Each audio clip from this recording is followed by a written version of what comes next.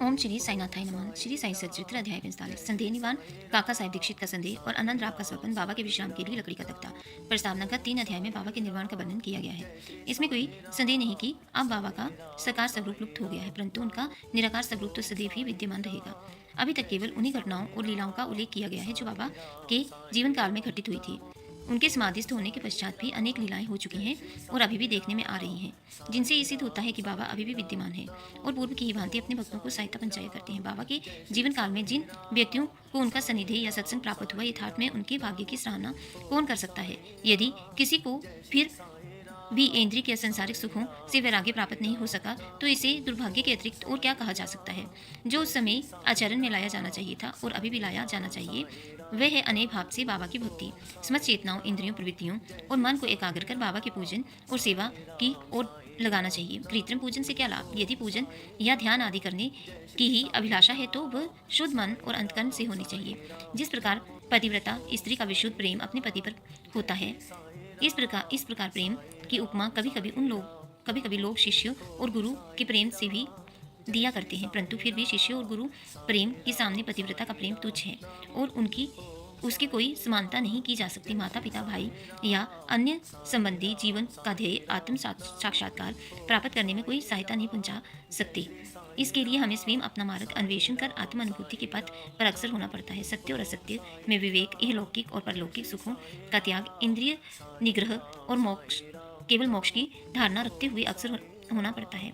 दूसरों पर निर्भर रहने के बदले हमें आत्मविश्वास बढ़ाना उचित है। जब हम इस प्रकार विवेक बुद्धि से कार्य करने का अभ्यास करेंगे तो हमें अनुभव होगा कि ये संसार नाशवान और मिथ्या है।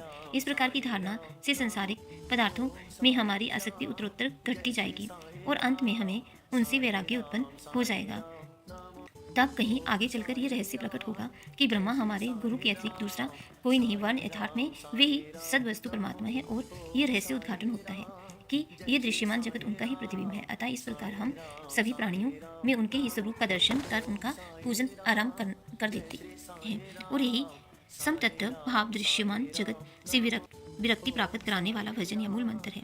इस प्रकार जब हम ब्रह्मा या गुरु की अनय भाव से भक्ति करेंगे तो हमें उनसे अभिन्नता की प्राप्ति होगी और आत्मानुभूति की प्राप्ति सहज हो जाएगी। संक्षेप में यह कि सदैव गुरु का कीर्तन और उनका ध्यान करना ही हमें सर्वभूतों में भगवान दर्शन कराने की योग्यता प्रदान करता है और इसी से परमानंद की प्राप्ति होती है। निम्नलिखित कथा इस तथ्य का प्रमाण है। काका साहेब का संदेह तथा आनंद राव का स्वप्न। ये तो सर्वविदित ही है कि बाबा ने काका साहेब दीक्षित को श्री एकनाथ महाजन के 2 ग्रंथ, एक श्रीमद् भगवत और दूसरा भावार्थ रामायण का नित्य पठन करने की आज्ञा दी थी। काका साहेब इन ग्रंथों का नित्य नियम पूर्वक पठन बाबा के समय से करते आए हैं और बाबा के समाधिस्थ होने के उपरांत भी अभी तक भी वे उसी प्रकार अध्ययन कर रहे हैं। एक समय चौपाटी में काका साहेब प्रातःकाल एकनाथी भगवत का पाठ कर रहे थे।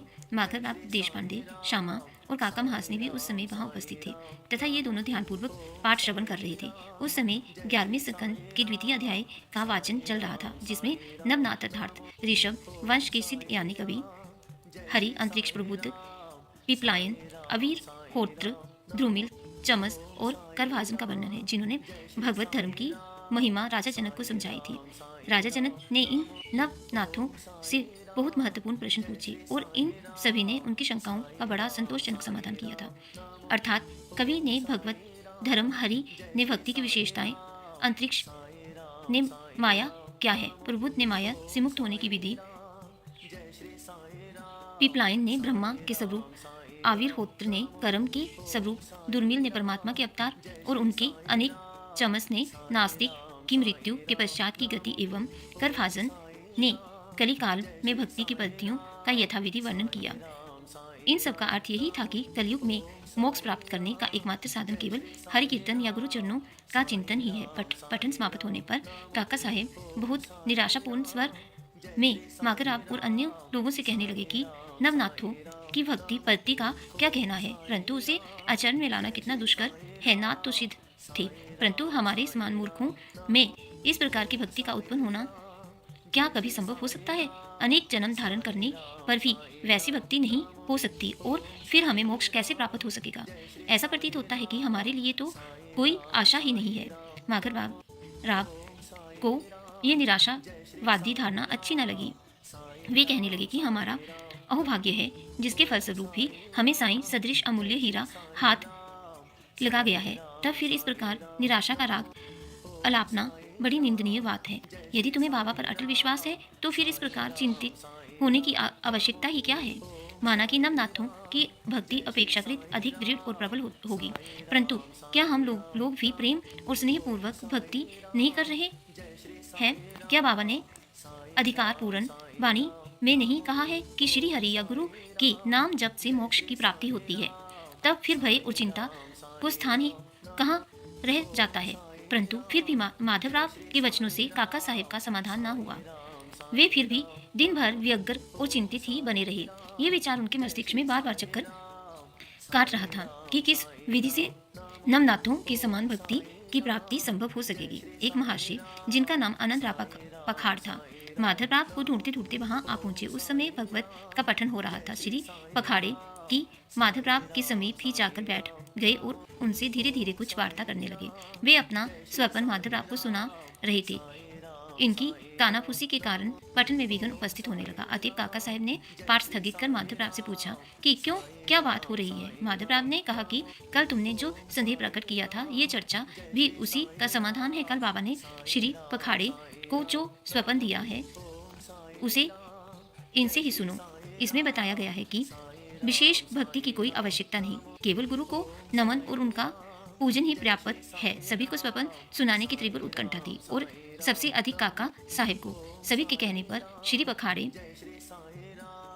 अपना स्वप्न सुनाने लगे और इस प्रकार है। मैंने देखा कि मैं एक अथाह सागर में खड़ा हूँ, पानी मेरी कमर तक है और अचानक ही जब मैंने ऊपर देखा तो साईं बाबा के श्री दर्शन हुए। वे एक रतन जटित सिंहासन पर विराजमान थे और उनके श्री चरण जल के भीतर थे। ये सुंदर दृश्य और बाबा का मनोहर स्वरूप देखकर मेरा चित्त बड़ा प्रसन्न हुआ। इस स्वप्न को भला कौन स्वप्न कर सकेगा। मैंने देखा कि माधवराव भी बाबा के समीप ही खड़े हैं और उन्होंने मुझसे भावुकतापूर्ण शब्दों में कहा कि आनंदराव बाबा के श्री चरणों पर गिरो। मैंने उत्तर दिया कि मैं अभी तो यही करना चाहता हूँ, परंतु उनके श्री चरण तो जल के भीतर है। अब बताओ कि मैं कैसे अपना शीश उनके चरणों पर रखूं? मैं तो निस्सहाय हूँ। इन शब्दों को सुनकर श्यामा ने बाबा से कहा कि अरे देवा, जल में से कृपा करके अपने चरण बाहर निकालिए ना। बाबा ने तुरंत चरण बाहर निकाले और मैं उनसे तुरंत लिपट गया। बाबा ने मुझे ये कहते हुए आशीर्वाद दिया कि अब तुम आनंद पूर्वक जाओ, घबराने या चिंता करने की कोई आवश्यकता नहीं, अब तुम्हारा कल्याण होगा। उन्होंने मुझसे ये भी कहा कि एक जरी के किनारों की धोती मेरे श्यामा को दे देना, इससे तुम्हें बहुत लाभ होगा। बाबा की आज्ञा को पूर्ण करने के लिए ही श्री पखाड़े धोती लाए और काका साहेब से प्रार्थना की कि कृपा करके इसे माधवराव को दे दीजिए, परंतु माधवराव ने उसे लेना स्वीकार नहीं किया। उन्होंने कहा कि जब तक बाबा से मुझे कोई आदेश या अनुमति प्राप्त नहीं होगी तब तक मैं ऐसा करने में असमर्थ हूँ। कुछ तर्क वितर्क के पश्चात काका ने देवी आदेश सूचक पर्चियां निकालकर इस बात का निर्णय करने का विचार किया कि काका साहेब का यह नियम था कि जब उन्हें कोई संदेह हो जाता तो वे कागज की 2 पर्चियों पर स्वीकार अस्वीकार लिखकर उनमें से एक पर्ची निकालते और जो कुछ उत्तर प्राप्त होता उसके आदेशानुसार ही कार्य करते थे। इसका भी निपटारा करने के लिए उन्होंने उपयुक्त विधि के अनुसार ही 2 पर्चियां लिखकर बाबा के चित्र के समक्ष रखकर एक अबोध बालक को उनमें से एक पर्ची उठाने को कहा। बालक द्वारा उठाई गई पर्ची जब खोलकर देखी गई तो वह स्वीकार सूचक पर्ची ही निकली और तब माधवराव को धोती स्वीकार करनी पड़ी। इस प्रकार आनंदराव और माधवराव संतुष्ट हो गए और काका साहेब का संदेह भी दूर हो गया। इसमें हमें ये शिक्षा मिलती है कि हमें अन्य संतों के वचनों का उचित आदर करना चाहिए, परंतु साथ ही ये भी परम आवश्यक है कि हमें अपनी माँ अर्थात गुरु पर पूर्ण विश्वास रख उनके आदेशों का अक्षरंश पालन करना चाहिए, क्योंकि अन्य लोगों की अपेक्षा हमारे कल्याण की उन्हें अधिक चिंता है। बाबा के निम्नलिखित वचनों को हृदय पटल पर अंकित कर लो। इस विश्व में असंख्य संत हैं, परंतु अपना पिता गुरु ही सच्चा गुरु है।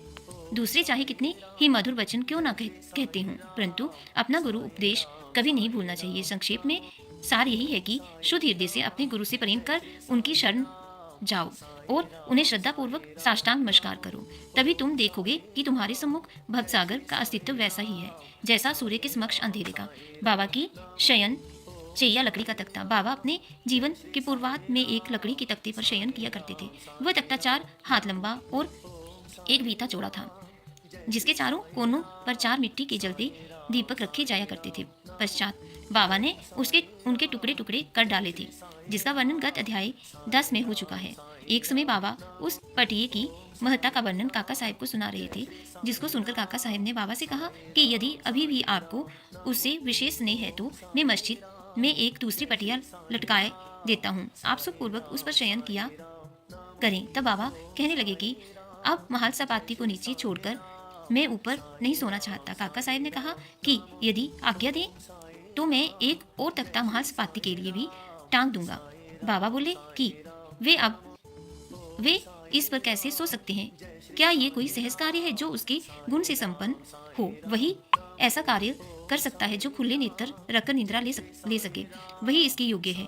जब मैं शयन करता हूँ तो बहुधा महाल सपाटी को अपने बाजू में बिठाकर उनसे कहता हूँ कि मेरे हृदय पर अपना हाथ रखकर देखते रहो कि कहीं मेरा भगवज वन ना हो जाए, और मुझे यदि थोड़ा सा भी निद्रित देखो तो तुरंत जागृत कर दो। परंतु उसे तो ये भी नहीं हो सकता। वह तो स्वयं ही झपकी लेने लगता है और निद्रा मगन होकर अपना सिर डुलाने लगता है।